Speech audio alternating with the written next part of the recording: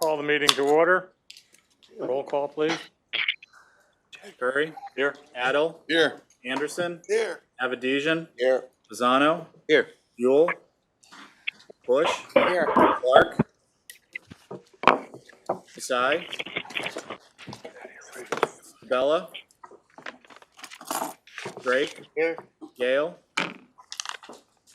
Cardo. Gentile. Here. Healy. Here. Hoffman. Here. Hoheb. Holloway. Here. Johnson. Here. LaChance. Here. Lester. Here. Lewis. Magnan. Mandyke. Here. Maniscalco. Payne. Here. Patel. Here. Salemi. Here. Stuber. Here. Taylor. Here. Torres. Here. Wolf. Here. Carrier. We have a quorum. Gail just came in. Thank you. Please stand for the Pledge of Allegiance.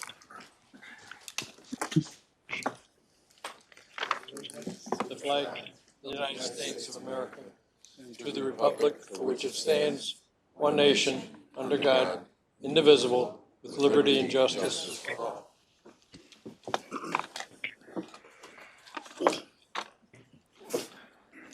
Good evening, everyone. It's nice to see so many smiling faces at our table tonight. Next on the agenda is the approval of meeting minutes from April 1st. So moved, Adel. Second. Discussion, additions, deletions? All in favor? Aye. Opposed, motion carries. District Chairman's report, I have no report at this time. Report from, oh, pardon me? Oh, I'm sorry, public comments relative to agenda items. Judy, don't forget, nice to see you here. I've forgotten how to do it.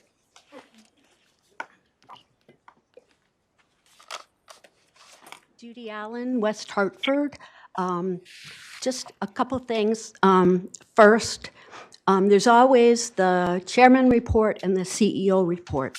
And the chairman for the last few years hasn't had any report.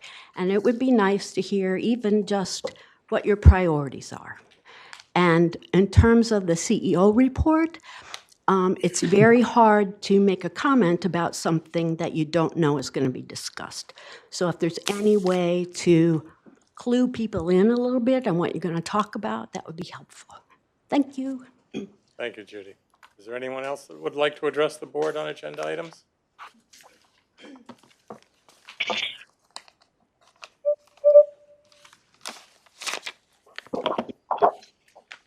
Good afternoon. My name is Elizabeth Bryden, and I'm an MDC customer and homeowner in West Hartford. Thank you for allowing me the opportunity to comment on agenda item number 12B regarding retroactive reimbursement for customer sewer repairs. As many of you are aware, I've attended many different MDC committee meetings and shared comments for about a year now in an attempt to get reimbursed for an issue that I had that began in January 2023 that resulted in a bill for over $12,000 that I paid to replace a sewer pipe in the woods on someone else's property. I believe you already have the details about this issue in the minutes from previous meetings, so I won't repeat them all. But I would like to advocate in support of allowing retroactive reimbursement as part of the House Sewer Connection Program. When the new sewer ordinances were approved in July 2023, they provided financial relief to homeowners who need to make repairs to the sewer laterals on their property. But up until now, they have not addressed the issue of retroactive reimbursement for repairs that have already been made out of necessity. In my case, had the sewage backup in our house happened just a few months later, it would have likely been covered. Given that the Sewer House Connection Program now provides homeowners with financial support for repairs to their laterals, I believe retroactive reimbursement for repairs should also be allowed for a reasonable time period prior to the implementation of the new program. In support of this, I would also reference the New Hartford Sewerage System Repair and Improvement Fund, which, as I understand it, allows homeowners who have been impacted by damage on or after January 2021 to apply for reimbursement. This program allows for reimbursement for some MDC customers, and I believe the Sewer House Connection Program should too. Given that there's a precedent for MDC paying for repairs to homeowners' laterals, as well as precedents for retroactive reimbursement for homeowners affected by sewer issues and repairs, I would again advocate that retroactive reimbursement for repairs be allowed under the Sewer House Connection Program as well, or as an alternative, at least that my case be considered as a special circumstance. Thank you, and I appreciate the opportunity to share my thoughts today and hope you take them into consideration. Thank you. Is there anyone else that would like to address the board? On screen, anyone? I did raise my hand. Mr. Dirksen? Yes, hi. Yes. Thank you. Gregory Dirksen. I live at 290 Wolcott Hill Road in Weathersfield. I want to speak on item 10, the petition on Wolcott Hill Road. I urge the board to support this request of these 5 homeowners in Weathersfield for the installation and connection to an MDC sewer line. Given the immediate need of this work and the lack of action that was taken in the past, I'm advocating for your expediency to plan and address the issues that are facing these properties, which could have been corrected with previous action on the repeated requests and now have to be addressed with some immediacy. At least 3 of the 5 homes are in dire need of this issue to be addressed, with either failed or failing septic and or leaching fields. Obviously, these systems have expiration dates and are in need of maintenance, but the current state of these properties could have been prevented and would have made this request for city sewer to be proactive rather than now a reactive request. Our systems in their current state pose, of course, risks to contaminating the groundwater, surface water, pollution, habitat degradation, and potential human health risks. Our properties are on a heavily traveled road in Weathersfield, close to both the Weathersfield Middle School and high school campuses. And it is, of course, unacceptable that these properties pose a near potential risk to the community we live in and are near because of the systems that could have been connected in the past and need to be connected now. So please support our need for the city sewer to be installed so that our properties can connect as soon as possible. We ask for your quick response and prompt action so the installation can begin as immediately as it can be scheduled. This issue has already cost me $12,000 worth of damage in my basement alone, maybe more if it continues, and I'm worried every day that it'll fail to the point of an immeasurable damage. I thank you for listening and for your anticipated support. Thank you. Is there anyone else that would like to address the board? Okay, we'll move on now to. I would also like to speak on behalf of item number 10. I'm also a resident of Weathersfield at 298 Wolcott Hill. Would you I have please been state your contacting name the for record? MDC. I Ma'am? apologize. My name is Julie Flynn. Thank you. I've been contacting the MDC since we bought this house back in 2007 and had many failed attempts to get action taken on this. We have been living in fear for 17 years that our sewer or our septic system will fail. It's now 100 years old. I'm on a 1/4 acre lot. I do not have a fallback plan. I need access to the sewer. I'm a neighbor of Mr. Dirksen's. There are 5 of us that are stuck on this very small section of Wolcott Hill Road where we are absolutely isolated and do not have access to connect to the sewer line. It's not a tenable situation. This is a public utility that we need to have access to. Thank you. Thank you. Anyone else? Okay, seeing none, we'll move on now to number 7, report from Chief Executive Officer. Thank you, Mr. Chairman. I'm going to be quick. I know we got a long agenda. So we've been talking about a number of issues regarding Pulaski Circle and flooding in Pulaski Circle. We finally just had a meeting with DOT's engineers and their consultants last week to talk about what their schedule is. They have told us that they're doing traffic survey, they're going to be doing design, and really won't be doing any construction activity on Pulaski Circle until 2028. So the other question we asked them was, there was some discussions, there was articles in the paper regarding a future walkway or bridge from East Hartford over to Pulaski Circle. They told us that's even farther out, so there's no anticipation of that impacting us in the near future. So what we have said to them is, in anticipation of some of our developments like Bushnell South and 525 here, Main Street, we need, the system needs to be upgraded. The storm system is owned by the DOT, and they need to upgrade that as part of the Pulaski Circle project. So we're hopeful they will do that. We also are planning to have a meeting with CRDA Mike Freemuth on the Pulaski Circle. On the Bushnell South development over on Capitol Avenue. And then in terms of good news, working through Chris and Brendan with the legislature, we're anticipating regime flow issues in the Farmington River, recreation, fishing, all those good things that's been occurring every year since January of 2019 when we've exited the Army Corps agreement. We have been working, we've mentioned numerous times with the legislature, Senator Seminara, and with Representative Anderson to find a solution, interim solution to possible word or legislation that removes us with Congress's support from the Army Corps agreement.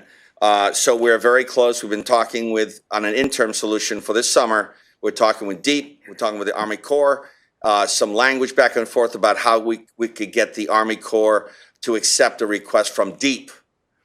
Chris will talk about that with the bill that was passed. So that's very positive news, at least for the summer. Everyone should have received an email invite. We will not be mailing out invitations to the ribbon cutting for Barber Street, the 179 Barber Street, which is our community outreach building. So we're very anticipation of that. We have invited the mayor's office, the governor's office. The governor's office has indicated they could not attend, but all of the outreach teams, we're utilizing our outreach groups, the city, to make sure we're not missing anybody and making sure everybody's invited. So we're very excited about that. It is at 10 a.m. ribbon cutting, assuming we have good weather. Number three, I mentioned presenting. I did the opening remarks for the WEF conference here in Hartford. Big deal because it's a national conference, and we held it here in Hartford, which is it's very exciting. Just some takeaways. Everybody was amazed. Susan did a tour of the tunnel. We didn't go in the tunnel, but just did a tour of the construction site. But the one takeaway in all of this is no one in the country is spending $1.8 billion and has spent $1.8 billion in our clean water program. So they're very impressed with that. One of the, surprisingly, but I'm not surprised because every time we go to these conferences, the number one problem is finding qualified operators, water and wastewater in the industry. It's a major problem across the country. And we presented on the Triad program that we have and built with the city of Hartford and the tech schools. We've talked about this in numerous meetings. Everybody wanted to know how we're doing it, and it was a big hit. So kudos to our staff and everything they're doing. And then in terms of NACWA, just was in NACWA in Providence this past week. Same discussion, except the EPA and the state of Connecticut DEEP were there. So it was an opportunity for all of us to have a discussion around issues. And they asked me to talk specifically about funding because even Boston, which is Deer Island, they serve 60 communities. Our dry weather flow is 80 MGD. Their dry weather flow is 300 million. And their wet weather flow is 3 billion and ours is 200 million. So they haven't even spent 1.8 billion. They've only spent $900 million. So we are really, a lot of people are taking notice as to what we have done in this city and in this region. Ironically, it was great to hear everything that we have done in North Hartford, meaning remove stormwater at the source, not build CSO tunnels anymore, use that money to separate. EPA admitted in these meetings, Dave Cash, who's the administrator of New England, he was here in North Hartford meeting with the community.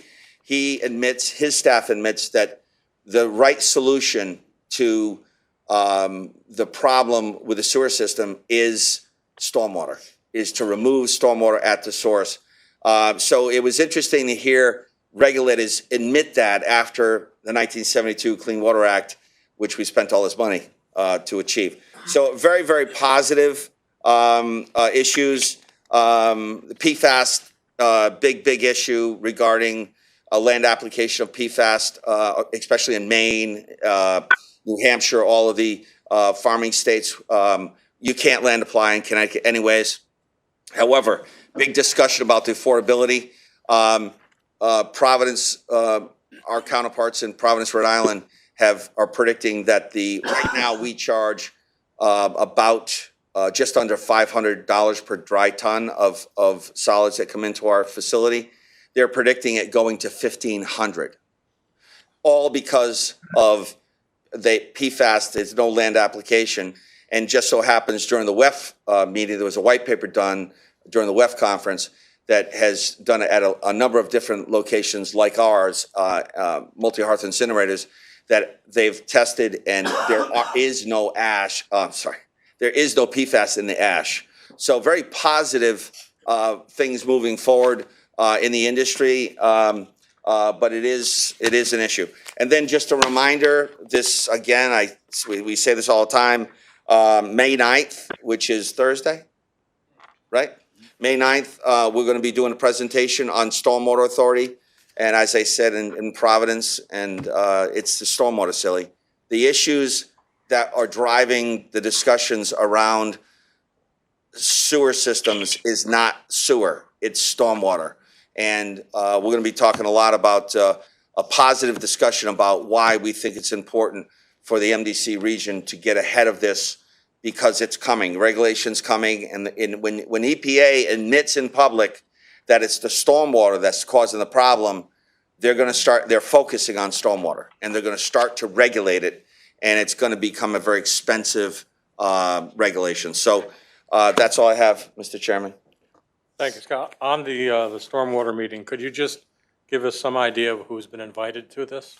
Yes, thank you. So we've invited all the commissioners, and we've invited all the town mayors and or town managers and their engineers. So we did not invite the public, but it's a public meeting, so anybody obviously could show up. But that's who we invited. Thank you. Any questions? All right, before we move on to the district council report, I'd be remiss if I didn't say and let you know that last week I had the opportunity and the pleasure of meeting with the mayor of Hartford, and with me I had Chairman Salemi from Finance, Chairman Adel from Water, Chairman Hoffman from BPW, and Chairman Gentile from Strategic Plan. And the mayor was very gracious. He gave us an hour of his time, which was far more than I expected. I know how busy he is. But I thought the meeting was very positive, very productive. I think that it's evident that we're going to be able to partner with the city of Hartford through the mayor's office much better than we have in the past. So I'm looking forward to working with anyone who's connected with the city of Hartford and through the mayor's office. So thank you. Now move on to district council report. Thank you, Mr. Chairman. Chris Stone, District Council. On the agenda is, I called out a particular item, which is under 8A.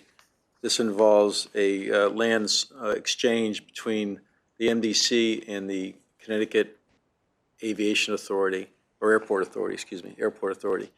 This goes back some years, and some of you probably weren't here back in 2015 as a member of the board, but just to give you a little background, the MDC needed a swath, a 100-foot swath along the east-west runway adjacent to our treatment plant in order to serve as a laydown area during some major clean water project construction, and for the installation of piping that's going to support the tunnel and the movement of tunnel flow from one side of the street to the other side of the street. We approached the Connecticut Airport Authority. They were interested in, they gave us the easement, so let's start there. They gave us the easement, which has helped us, certainly facilitated our construction job. But then we discussed, and this board approved, a long-term exchange or solution whereby we would keep that 100-foot swath along the East Coast runway.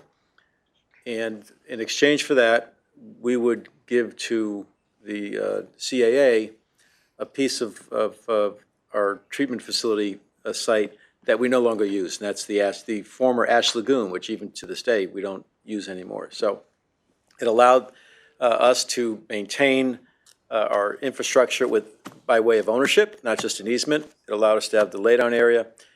And this will allow for the housing authority, or housing authority, the airport authority to expand or extend the runway so that they are arguably, and I'm not an aviation expert, but arguably they would be able to accommodate larger aircraft. That's what they tell me, so that's their benefit. So that was 2015. We reached an agreement. It was approved by this board. The date was contingent upon the MDC finishing its contractual work or its project, which was I think that was contract 2 of the Clean Water Project, and also each party, particularly MDC, in terms of the Ash Lagoon, performing restoration work, site cleaning. Same for the CAA's parcel as well. So there was some site work to do. Well, it's on the agenda tonight because over the course of the past several months, we have reached, I don't want to say an impasse because we just haven't heard from CAA, quite frankly. And we have a project manager on the job who's been trying to reach out to CAA to get some feedback on where we are. No response. I've attempted to contact CAA through their attorney to find out where we are. No response. All the environmental work reports have been completed. We're ready to consummate the deal. And I finally, out of, I suppose, frustration on not just my part, but the project manager's part, I sent an email to the attorney for the airport authority saying I was putting this on the agenda for tonight. It's going to be specifically referenced on the agenda. And unless I hear from them otherwise, I'm going to approach my client and advise them of what their options are now that, assuming the impasse continues. Well, lo and behold, just last week, I heard from the lawyer for the airport authority. There is movement.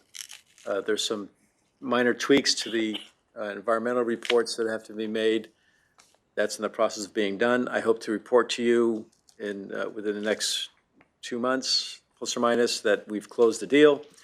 But I thank you for putting it on the agenda because you're allowing this to be on the agenda is really what made them move forward. So this was supposed to be a much more detailed, substantive report on what your options are if it doesn't happen. Certainly more optimistic now that it's going to happen after the events of last week. So thank you for that. Any questions on that before I move on? Okay. The tunnel litigation is on track for a trial-ready month of January 2025. That doesn't mean we're going to have a trial in January of 2025, but we have to be ready to have a trial in January of 2025. We're presently in the discovery phase, which, as you can imagine, with a project of this magnitude is quite extensive. We've agreed to a protocol, ESI protocol they call it, where we exchange documents based upon word searches of emails and the like to make sure that we disclose to them and they disclose to us all the pertinent, relevant emails, communications that are non-privileged that we're going to need to defend the claim. We're going to need to prosecute our claim, our counterclaim, and then them for the same reasons, to prosecute their claim and defend our counterclaim. The motion, I had alluded, I think a couple months ago, to a motion that was going to be filed in the federal court. It's called a Rule 56 motion. It's akin to a state motion for summary judgment. That's been filed by us. I'll be sending out a copy to each of you. It provides a good summary of the facts of the case. If many of you know, all of you, I'm sure, know some parts of it, if not all of it, but this gives you a nice summary of how we got to where we are. They have until May 31st to respond to our motion, and then we have 15 days thereafter to file a response to their response. So, but the case itself is on track. On the landfill, June 7th, we have a hearing before the State Claims Commissioner. He is going to hear a case, and I call this case number 2. This is the case that involves the change in the rate structure for the landfill discharge fee. That'll be heard on the 7th. He's the new claims commissioner, and he's doing a very good job in terms of moving things along. Been very responsive to requests for status conferences. We've had 2 status conferences since the beginning of the year. We've now set it down for hearing on June 7th. So he's doing a yeoman's effort to clear up some backlog and to get these cases like this moving along. And then finally, as Scott alluded to, there's a bill in the legislature on the Colebrook issue. It was really a bill from the state senator in the northwest corner and state representative out of Barkhamsted to compel DEEP to make a request for discharges in the event that there's a need for increasing flows to the Farmington River. DEEP has been reluctant to do that in the past. Their claim is that they're only there for flood control, and that's really not the case. But that being said, it directs them to make the request of the Army Corps of Engineers for sufficient discharges, or at least in their mind, discharges that will enhance the viability of the Farmington River for fishermen and the fish, et cetera. That bill is only as good as Army Corps response, right? So they can make the request, but the state legislature can't compel Army Corps to release the water. So it gets part of the way there, it doesn't get all the way there.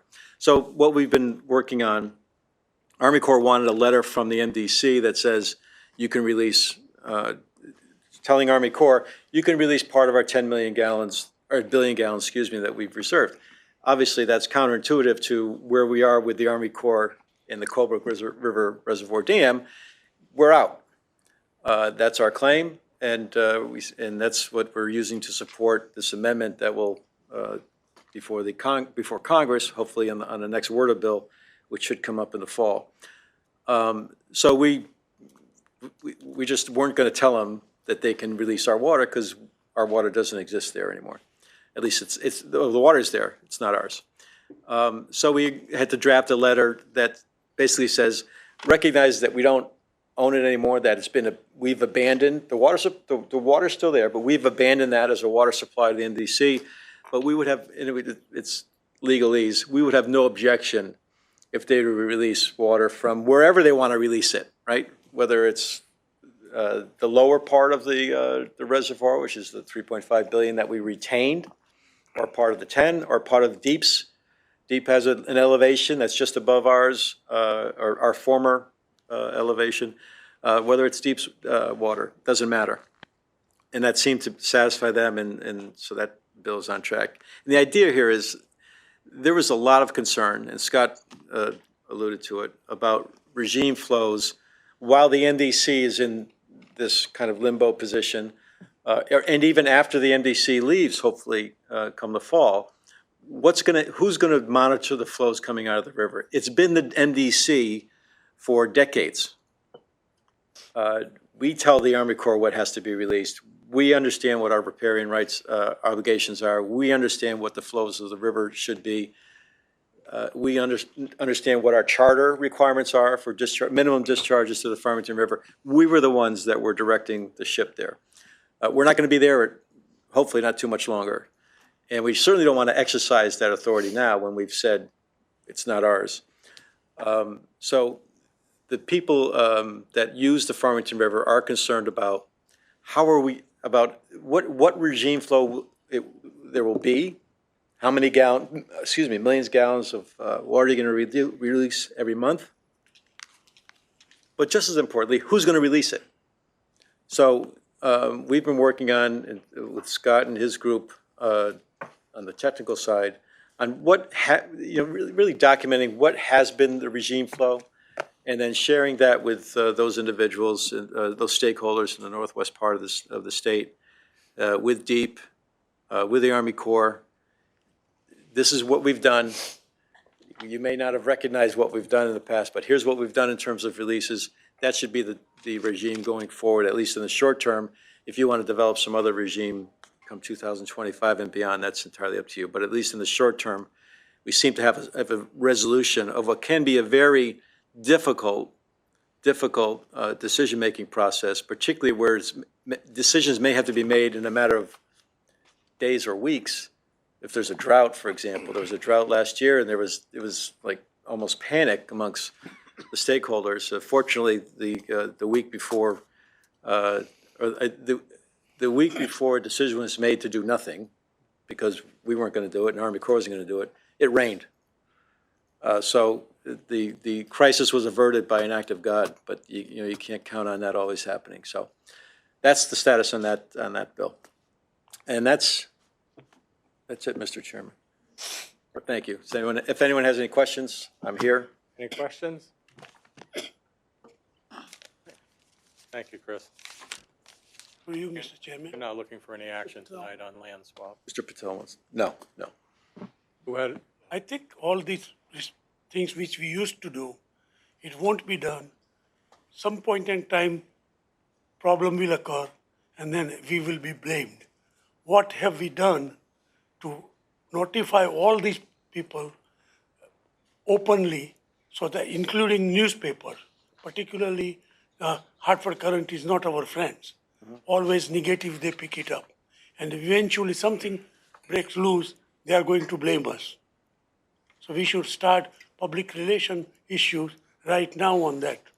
Which one, Commissioner? And when we get out, The Colebrook, yeah. yeah, Well, I'll tell you, both my office, and particularly in Scott's office, and his people that are working in trenches up in Barkhamsted, doing the job, right? We've notwithstanding what appears to be a rather tense adversarial relationship with the Army Corps of Engineers, the people on the ground are still doing their job. We've had, in order for us to get to where we are, and primarily I'm talking about the granting of the abandonment petition from last year, we weren't going to be able to do that without support from the environmentalists, from the representatives and senators from that area of the state. And we put a lot of work into that relationship with the environmentalists, our political relationship with the policymakers from that part of the state, and with our Washington team, the congressmen, our senators, and working through Patton Boggs, Steve Bonafonte in my office, and getting this to a point where we're close, we're real close. But to your point, one of the reasons why you don't hear a lot about problems along the Farmington River is because of what we've been able to accomplish through people like Tim Anthony, for example, who's been up there for a couple decades at least, Scott, right? Yeah. So, I mean, those people in the trenches are doing the work, and there hasn't been a problem, except that one recent example of the drought last year, which was saved by a heavy rainfall. But that was in part because of the dynamic between us and the Army Corps at the time. No one wanted to make it. We weren't going to make a decision that was against our legal interests. We weren't going to exercise authority and control over a body of water, a section of that lake that we wanted to abandon, and that we, by contract, gave them notice that we were getting out. So, and the Army Corps didn't want to do the opposite. They didn't want to exercise control. They said, "You do it, NBC." So there was a stalemate that hopefully this year will be averted, because quite frankly, it probably shouldn't have been the issue it was last year. Mr. Chairman, Commissioner Bush, am I to interpret correctly that there is no mechanism currently to release water should the need arise? No, there's a mechanism to release water. Okay. The question is who's going to push the button? Right. So the machine exists, the operator doesn't. The machine exists. The functionality of that dam, the infrastructure, allows for the releases. If the water's there, obviously, but allows for the release. Any other questions? Chris or Scott, it's my understanding that we're going to push the button, but only when someone else Directs us tells to. us to push the button. Right. Okay, I just want to be sure. Commissioner Torres, I think. has it. Commissioner Torres? Yeah, I think I heard Commissioner Patel's question is the folks at the federal level and the environmentalists and all these folks know what the situation is. The general public somehow may not know what's going on. And having this uncertainty about who's going to push the button, if something does happen, the people that are going to be looked at and the finger pointing is going to be at the MDC. And I think that's the issue that is being raised here, is that, you know, it's all fine and dandy, you know, there are some legal things out there that are being done, but in the final analysis, if something were to happen and that button isn't pushed, the folks that are going to be blamed, you know, for whatever happens is going to be the MDC. Similar to the issue we had with the leaching into the river from the landfill and all that kind of thing, where we knew that, you know, it had to be repaired, but ultimately the state wasn't going to do it, and we were going to be blamed for it if it wasn't fixed. So it's those kinds of things that I think are, you know, out there that have a repercussion in terms of having the MDC become the recipient of the ire, you know, of the community, the folks out there, because perhaps that information, the clarity of that information, you know, isn't getting out there to folks that this is what's happening, and that this has to be made because we're not really in charge anymore. I think that's one of what you've described and what Commissioner Patel's described is the impetus for us sitting down with the senator, with the representative, and not objecting to the bill that related to Colebrook Reservoir, not working against it because it had dealt with some releases or the involvement of DEEP, whatever it might be, but really finding a way to make that bill not just a statement, but in reality something that's going to help those people, those same people, because there'll be someone charged with making that decision on releases in those, and the Army Corps will agree to order the release. Any other questions? Thank you, Chris. Move on now to report from MDC Employee Diversity Committee.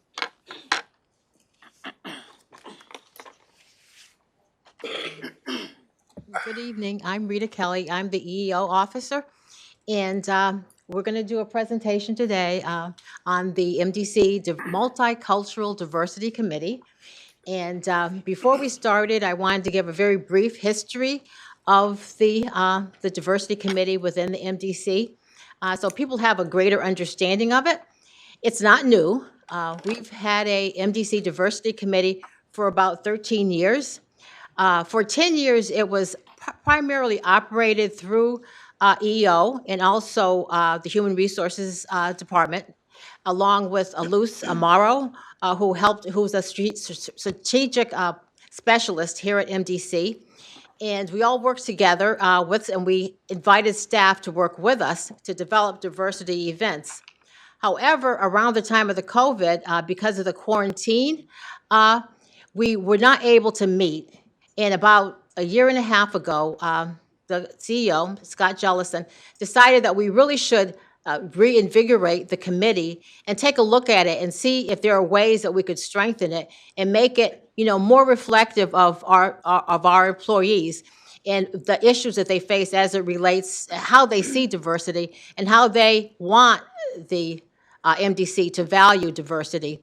So the Human Resources Division, Olga Cordova, and myself were charged with taking a look at it and working with the members of the Diversity Committee.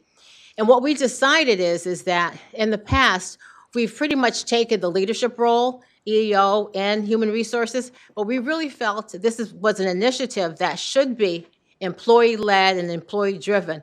You know, we have some really incredible employees with a lot of ideas in terms of what diversity is, and they represent diversity, and it's important that they have the power to actually drive the diversity committee. So we decided that the committee would be employee driven and employee-led, and we developed a new structure for the committee that included a chair and a vice chair that would work with other volunteers to define what were the important issues for us relating to diversity, to actually develop programs and initiatives that would really highlight, you know, what our concerns and what our issues were in a way that we all could celebrate, you know, the diverse department that we are, the diverse agency that we are. And with that said, I'm going to turn it over to the chair, Bettina Smith, to say more about the exciting things that they've done. Hello, everyone. My name is Retina Smith, and I'm a principal account representative here at the Metropolitan District. I have to first say that it's truly an honor to be before you today to talk about an awesome initiative happening here at the district. This initiative, which has become a drive for positive change, is the Multicultural Diversity Committee. I'm the chair of the committee. I'm joined today by my co-chair, Frank Cahill, and Jessica Coelho, who is our editor for our newsletter.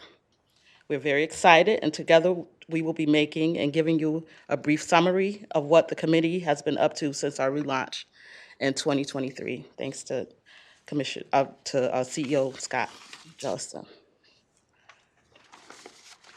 Originally established about 10 years ago, we hosted a lot of launch and learn events. I was encouraged by an ex-employee, Marcy Wright, to get involved. I love diversity and I loved history and honoring all of our cultures as a whole. MDC encompasses that, and I loved it. I joined immediately. We issued a lot of educational and inspirational emails and postings, and it was very invigorating to see that there was value in each of our differences and abilities. We also helped collectives and various charities to help with the community, things that were going on in the community. We helped to basically offset and support the community initiatives that were going on.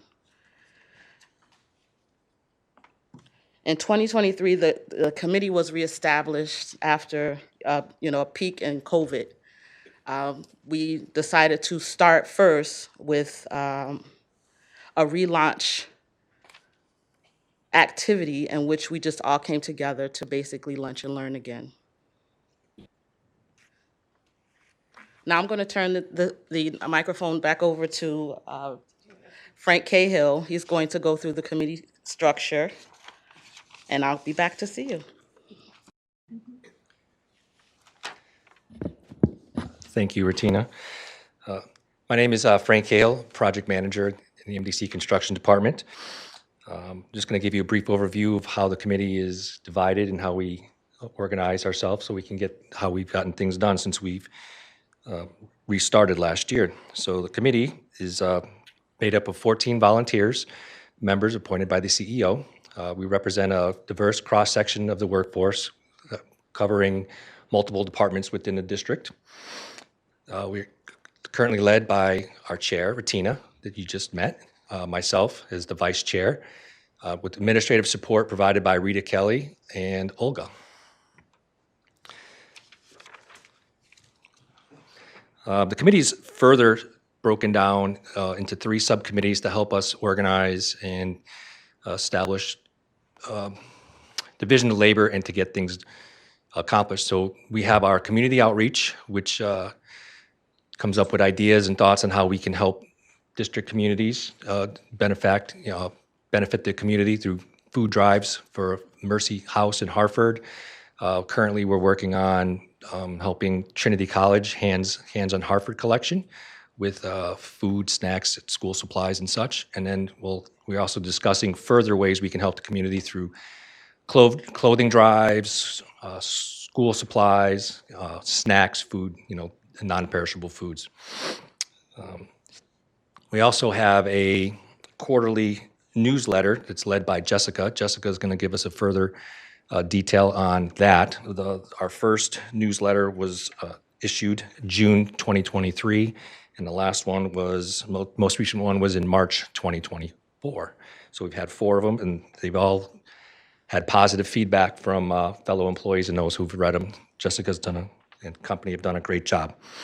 Lastly is the events committee. The events committee, currently what we have done, or we plan on doing, is 1 major event per year, which we had this year in March, which was a huge success. Again, very positive feedback from everybody. We had a fantastic speaker, Patricia Kelly from Ebony Horsewoman, that again, fantastic reviews on her presentation. Couldn't say anything more positive. It was just overwhelmingly positive. And we are also, because it was such a huge success, it is hard to top that. We've already started discussions on next year's events and what we're going to be doing. So we're hoping to at least match what we did this year. With that being said, I'm going to turn it over to Jessica. Thank you. Thank you, Frank. I am Jessica Coelho, Project Manager in the Engineering Department. As they said, I am one of the members of the newsletter committee. There are 4 of us. We have Omar Khan, myself, Retina Smith, and Beth Melendez, who assist in putting this out quarterly. I had the silly idea of trying to do it monthly, and thank goodness we didn't, because it is a lot. Basically, we have, every quarter, we try to focus on the holidays and days of observance in those 3 months. And we usually highlight specifically a few key ones for that particular issue. And when we can, we try to even find some employees that want to give us insight into their own families' traditions and cultures for one of those holidays. And we try to highlight that as well.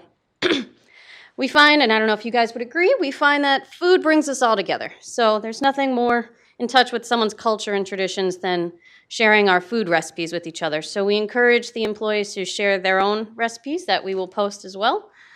So we always have a recipe in each quarter. We also will look to the time of year it is. For instance, last time was spring, which also had Women's History Month, and we will try to find book recommendations and podcast recommendations we can share with everyone, usually based on things that the committee or employees have actually read or listened to that they think would be useful.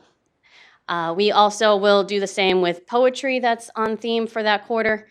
We even include sometimes some craft ideas that you can do with a family, and employee spotlights as well. So we have been trying to, it's a little tough to get some employees to want to do this, but we are trying to encourage them to want to answer a few questions about where they come from, their family's traditions, where they've traveled to, just a little spotlight on one of our own personal awesome MDC employees. And we also highlight MDC and local events. So MDC events, of course, if anything's going on, we're going to mention it. And we try to look up what's going on in the district. So if there's a particular festival going on, we have apple festivals, pumpkin festivals, all sorts of things, depending on the time of year, where the fireworks are going to be displayed, that sort of thing. We try to include that so everyone knows what's going on in the district. And lastly, we do puzzles. So whether it be a word search or a crossword, just a simple little puzzle that we put at the back of the newsletter. Sort of encourages participation, makes sure someone's reading it, and we ask people to send it back, and a completed puzzle gets entered for a small drawing. We will have 3 winners of a small prize every time. The next few slides, if Victoria wouldn't mind just flipping through, these are just some images of what they look like. They've gotten better every time. You can just keep on going there, Victoria. So I actually brought in today, for anyone's in the room, our most recent spring edition, which is by Victoria, so if anyone wants to grab one on the way out today, you're welcome to take a look. You can see we highlight all sorts of different things, events, things going on that time of the season, and it's been pretty good. Some people have reached out and said they really enjoy it. So thank you. I will back to you. In conclusion, I just want to say that there's truly knowing and, growing in knowing. We know a lot more about our coworkers, the people that we're working with. This also spills off into our community, and it helps us with within the district. I the slide, and I wanted to go back to the mission statement, but I'll just go ahead and read it. The mission for the Multicultural Diversity Committee is to celebrate and promote diversity within our organization by fostering a culture of inclusion and respect for all individuals, regardless of their race, ethnicity, gender identity, sexual orientation, religion, ability, or background, to promote a safe and welcoming environment that promotes openness, acceptance, and understanding through the exchange of ideas and perspectives. Also, to develop and implement programs and initiatives that celebrate the diversity of the organization and the communities we serve. The members of the community would like to say thank you for the opportunity to celebrate and promote the multitude of talents, cultures, and experiences within our organization. As we continue our journey towards multicultural wellness, we look forward to making strides to uphold a culture of greatness here at the Metropolitan District. Thank you for listening.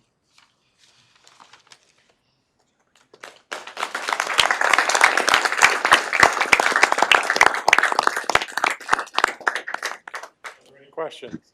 Commissioner. Commissioner Anderson, I'm looking for submissions. Where do we send submissions for the newsletter? Jessica? Sure, while I'm here. Hello there. Oh, we would love submissions, yes, all ideas, please. If you could send them to Rita Kelly, and she can make sure they get in the right hands. Thank you. Thank you. Yes, thank you very much, Mr. Chairman. Commissioner Mandyke here. I just want to applaud all of you. I think it's fabulous what you're doing. And I also want to suggest that maybe if we could the commissioners please get an email with the newsletters so we can also read them quarterly so we can see what's happening. And I thought it looked great. I'd love to read it. So I think that would be great. And last but not least, I know that we're considering the climate culture study. And I would encourage that if that does go through, that this group actually be an integral part of that, since they are impacting a great deal of the climate here at MDC. And I think their views and their input into that would be very welcome into that. Thank you, Mr. Chair. I've gone to two. I went to the one this year and the one last year, and I would really encourage other commissioners to go. It's really a great time. It's really an amazing, well put together program. Any other questions? Yes, I have one for Rita.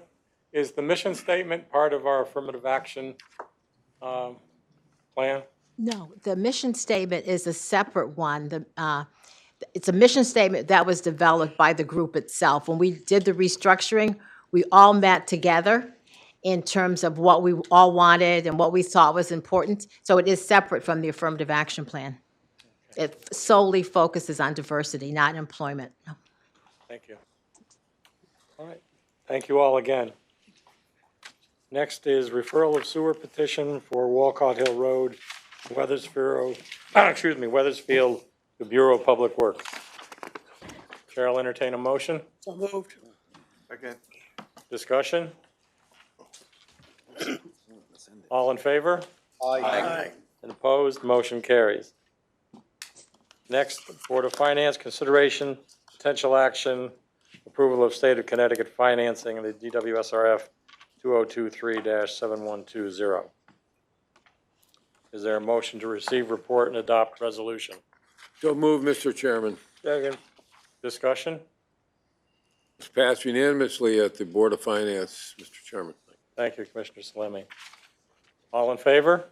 Aye. And opposed? Motion carried. Next, under Bureau of Public Works, consideration, potential action at 700 Asylum Ave, West Hartford, cost-sharing agreement. 17. Cost-sharing agreement. Sorry. Recommended action, receive report and adopt resolution. Do we have a motion? Move the item. Second. Discussion? All in favor? Aye. Opposed? Motion carries. Next is retroactive reimbursement of customer sewer Repairs, recommended action, receive report and adopt resolution. I would only say that while we have discussion, I'm hoping we're going to have discussion, I would suggest that it be referred to the government committee based on that discussion. Why don't I turn it over to Chris, District Counsel, to explain the process that would occur should this body determine that reimbursement should be, some form be approved. Thank you, thank you, Mr. Chairman. Chris Stone. Well, I think the first issue is in your referral, if it is referred to the government committee, I assume it would be to develop an ordinance or a modification to the existing ordinance that provides for the relief for certain individuals or homeowners from one date moving forward, and to consider within the government committee whether or not to amend that ordinance to provide for two things. One is moving that date to some retroactive date, whatever that might be.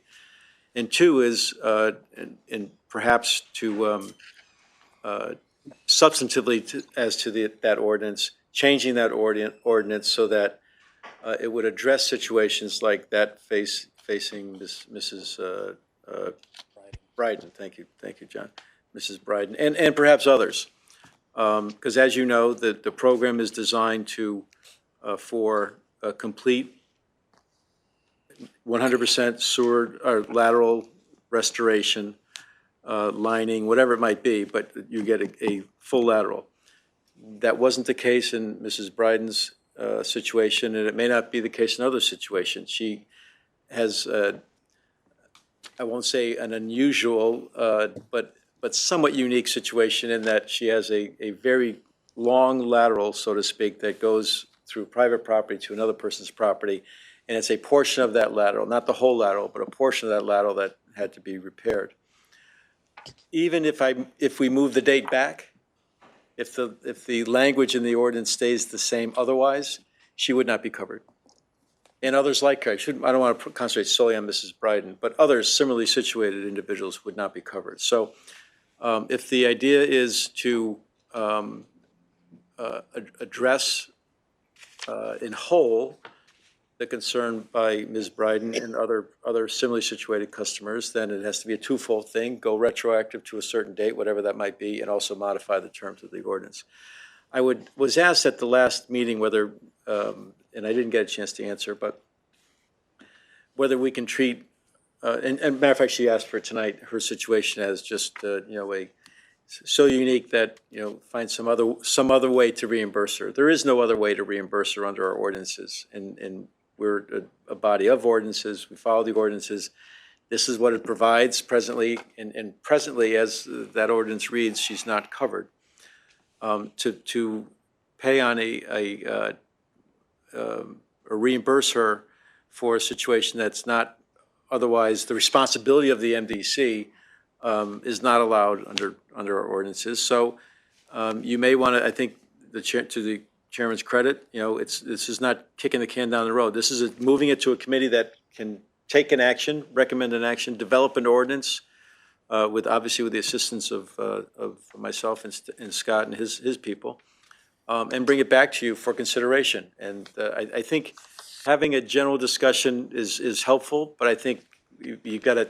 I think it's probably more productive to have something to look at, to review, to modify as necessary, and have it open to the public. I'm sure Chairman Pisano would see to this presently and have the appropriate meetings and also the public hearing necessary for any ordinance and move this thing down the road, if that's what this committee so chooses. Question? Mr. Taylor? Yes, through you, Mr. Chairman. I guess one of my concerns here is, are we giving any thought to those people? And I want to be very careful here. What happens in the case of the lady from West Hartford? Was that a standard sewer hookup? I mean, was that something that was put together because of where her house is? Under the normal course, would that have been part of the standard engineering design practice? I mean, I normally think of a lateral as it goes from the house to the street, there's a sewer that comes down the road. If we have someone in that kind of situation,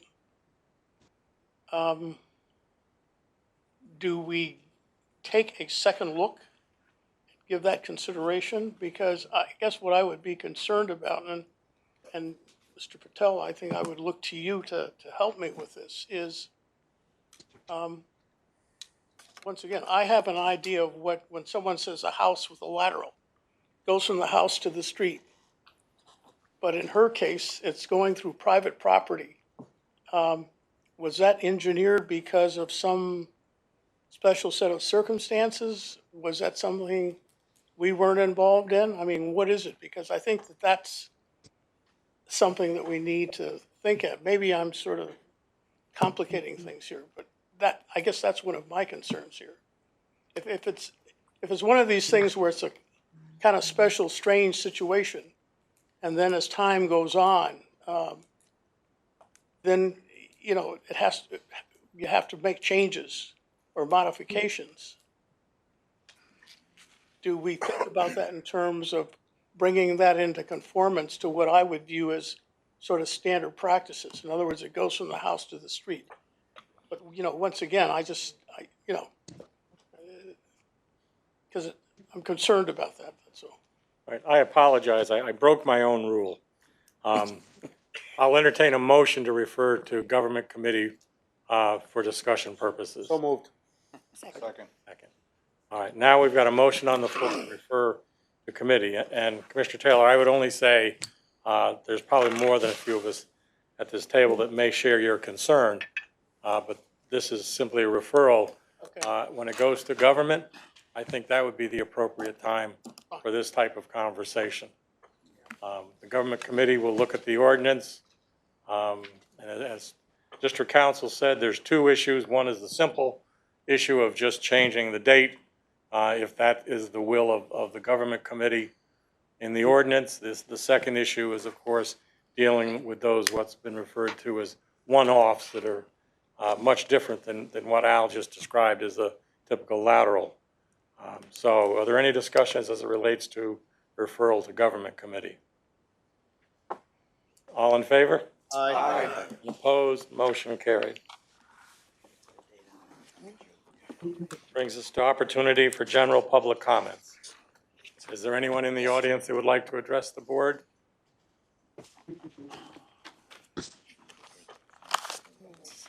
Seeing none, our work here, oh, we have one more on the second page. Commissioner requests for future agenda items. Seeing none, we've completed the agenda, and I declare this meeting adjourned. Yes, yes, sir.